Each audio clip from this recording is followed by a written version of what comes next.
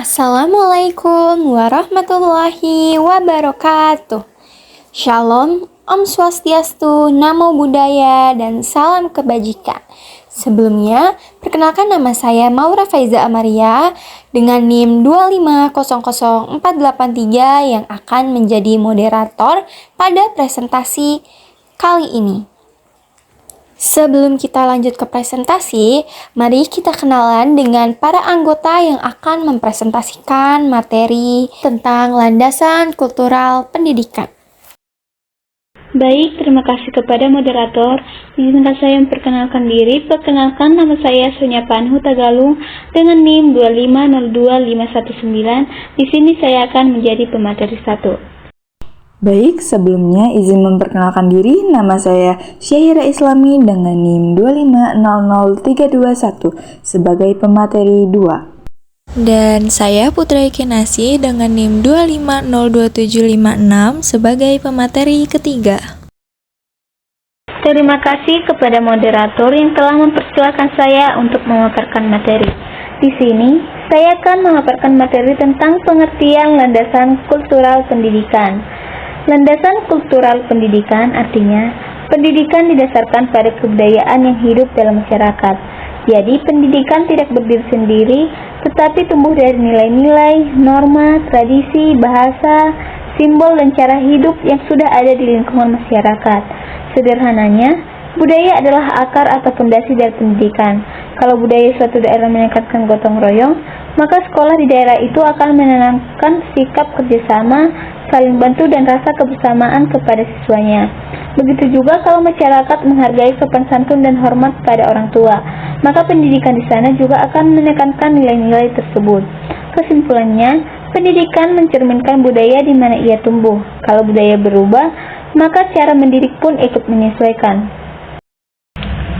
Selanjutnya, hubungan timbal balik antara budaya dan pendidikan. Budaya dan pendidikan saling memengaruhi satu sama lain. Mereka seperti dua sisi mata uang yang tidak bisa dipisahkan. 1. Budaya mempengaruhi pendidikan. Budaya menentukan apa yang diajarkan, bagaimana cara mengajar, dan nilai apa yang dianggap penting di sekolah. Contohnya, di masyarakat yang menjunjung tinggi kesopanan, sekolah akan mengajarkan tata krama dengan ketat. Di masyarakat agraris atau petani, pelajaran mungkin banyak menyinggung tentang alam dan hasil bumi. Yang kedua, pendidikan memengaruhi budaya. Pendidikan menjadi alat untuk mewariskan dan mengembangkan budaya. Sekolah mengajarkan nilai-nilai budaya agar tidak hilang, tetapi juga menyesuaikan dengan zaman. Misalnya, budaya gotong royong tetap diajarkan, tapi diterapkan dengan cara modern seperti kerjasama dalam proyek atau kegiatan sosial digital.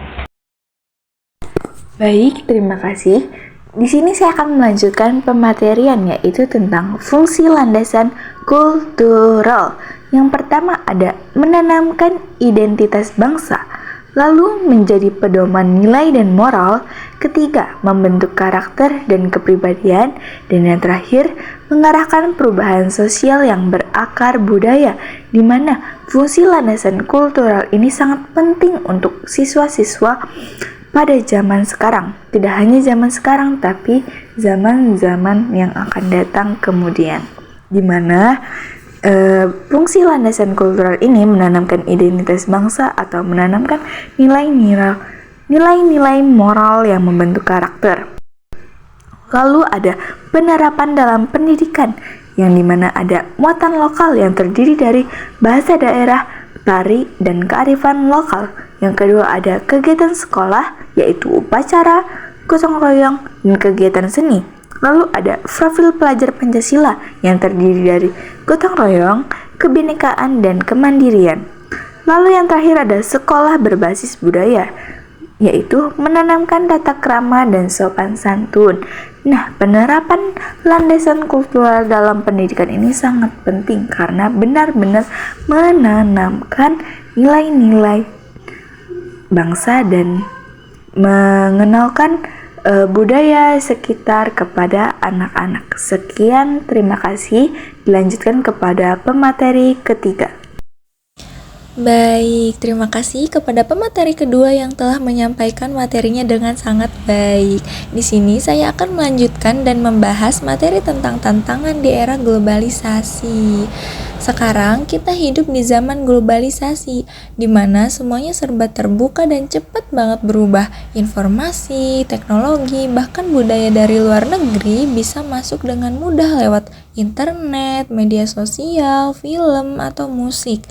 Nah, hal ini memang buat kita itu jadi lebih modern, tapi di sisi lain juga bisa jadi tantangan buat budaya lokal kita. Nah, beberapa tantangannya itu diantara lain, satu, masuknya budaya asing. Budaya dari luar negeri gampang banget masuk dan seringkali lebih menarik perhatian anak muda, terutama Gen Z, yang terkenal dengan sifat FOMO-nya. Misalnya gaya berpakaian, cara berbicara, sampai kebiasaan sehari-hari yang diambil dari luar negeri.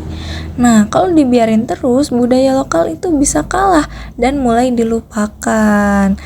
Nah, yang kedua, minimnya minat terhadap budaya lokal. Sekarang banyak banget yang mulai merasa budaya tradisional itu kuno dan gak keren.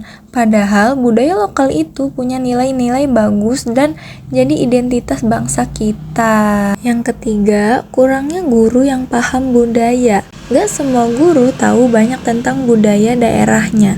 Akibatnya pas pembelajaran budaya di sekolah seringkali cuma teori saja, jadi nggak sampai praktek atau pengenalan langsung.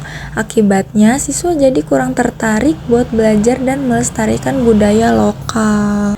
Nah, solusinya itu yang pertama, integrasi budaya dalam kurikulum.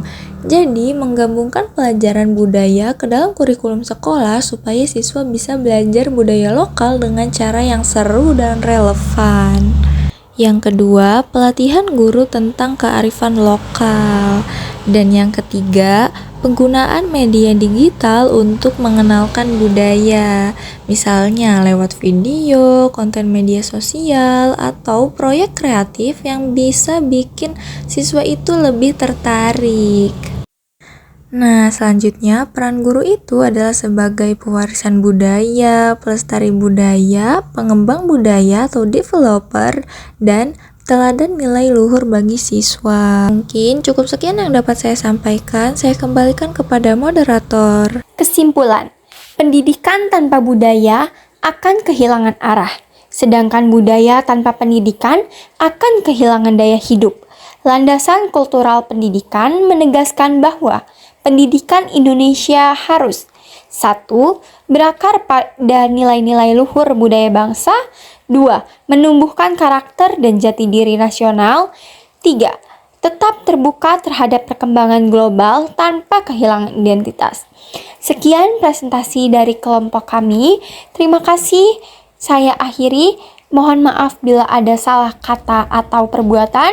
Wassalamualaikum warahmatullahi wabarakatuh.